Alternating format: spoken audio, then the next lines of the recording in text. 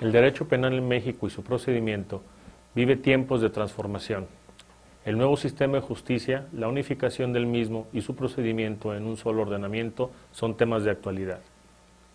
A la víctima, como lo hemos comentado anteriormente, se le ha redignificado, reconociéndole su papel y la necesidad de ser resarcidos del daño sufrido, no obstante que falta mucho por hacer. El inculpado en la época moderna es y ha sido sujeto de atención y garantías por parte del Estado, procurando brindarle un debido proceso en el que se respeten sus derechos humanos y las formalidades esenciales del procedimiento, previo el dictado de la sentencia en el proceso penal.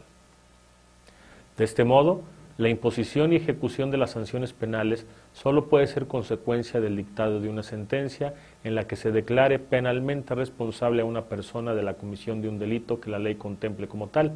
sancionado con una pena, la cual solo puede ser impuesta por un órgano jurisdiccional al ser una facultad exclusiva que la Constitución le reconoce en términos del artículo 21 de la Constitución Federal. Mucha gente se preguntará qué toma en cuenta un juez para imponer una pena, cuando la ley establece un monto mínimo y un máximo.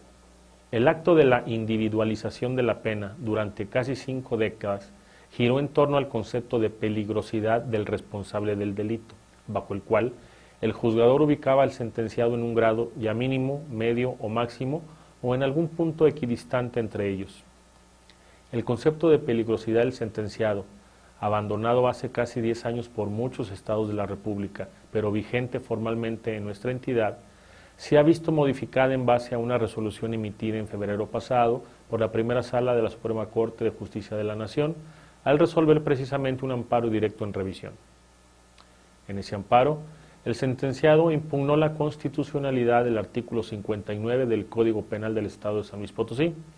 dado que tal precepto, para imponer una pena, obligaba y facultaba al juzgador a tomar en cuenta las cualidades de la persona, calificación que se obtenía mediante su peligrosidad y capacidad de delinquir, y que se traducía en la errónea tendencia de la política criminal en el sentido de que el hombre delinque por lo que es y no por lo que hace,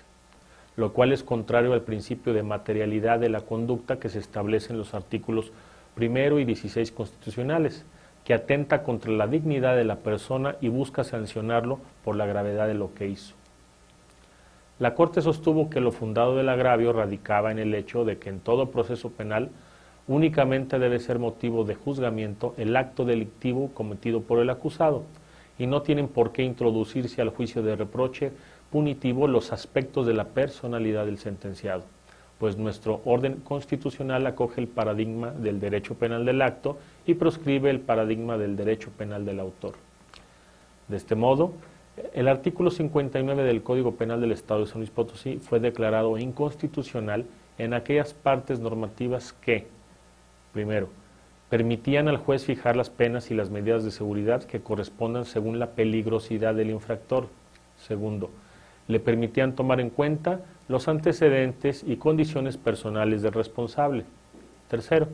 así como que en aquella parte que le permitía requerir a la autoridad encargada de la custodia del procesado para que le rindieran los dictámenes periciales tendientes a conocer la personalidad del sujeto y los demás elementos que sean conducentes, en su caso, para la fijación de las sanciones penales. Entre las razones expuestas para hacer tal declaratoria, se sostuvo que tanto el tener en cuenta la peligrosidad del infractor en la determinación de la pena por aplicar, como el permitir al juez tomar en cuenta los antecedentes y los diversos dictámenes periciales tendientes a conocer la personalidad del sujeto y los demás elementos que sean conducentes, transgredían los artículos 14, tercer párrafo, 18, segundo párrafo y 22, primer párrafo, todos de la Constitución Política de los Estados Unidos Mexicanos, pues permitían al juzgador graduar la pena a imponer en razón de la calificación que una autoridad del Estado haga de su personalidad y no por una conducta típica, antijurídica y culpable, esto es, bajo el sistema de la peligrosidad. El reproche no obedece a la ejecución de una conducta prohibida penalmente, sino al tipo de persona que un determinado órgano estima que es. Con base en ello, la primera sala de la Corte determinó la inconstitucionalidad de las porciones normativas del artículo 59 del Código Penal del Estado, que dicen: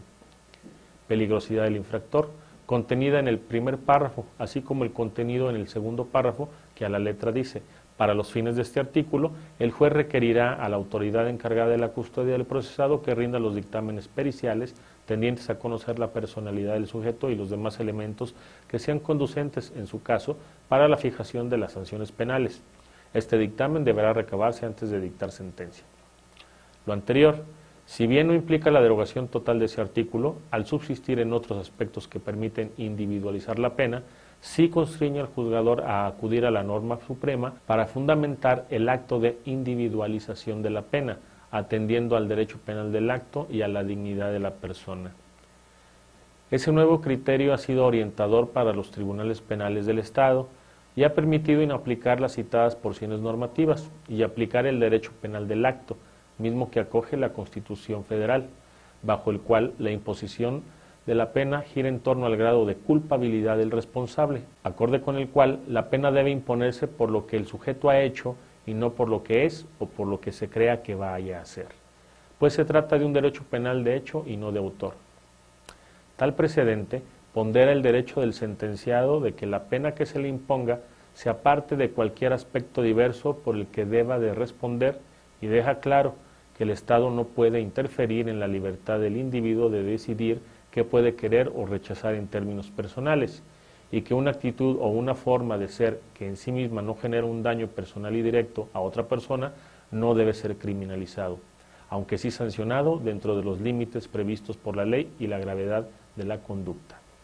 Como anotamos, se viven tiempos de cambio en el derecho penal y procesal tradicional, que aunque pareciera tendrán una vigencia corta, generarán cambios significativos al momento de sentenciar, siendo el acto de individualizar una pena un aspecto que debe ser regulado debidamente en el nuevo sistema acusatorio. Muchas gracias.